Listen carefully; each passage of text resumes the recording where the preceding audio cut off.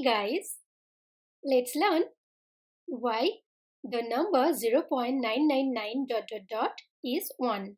Here, 3 dots denote infinite number of 9s. Let's move to the solution. Suppose x denote the value of the number 0.999 and so on. And we call this equation as equation number 1.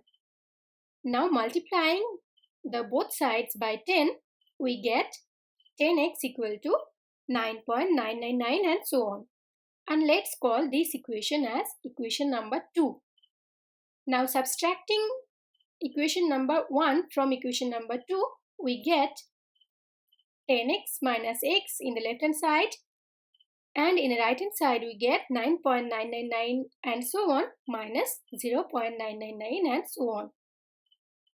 Simplifying, we get 9x equal to 9.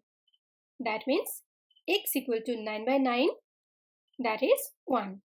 Since x is equal to 0.999 and so on, and we have got x equal to 1, so we have actually proved that number 0.999 ...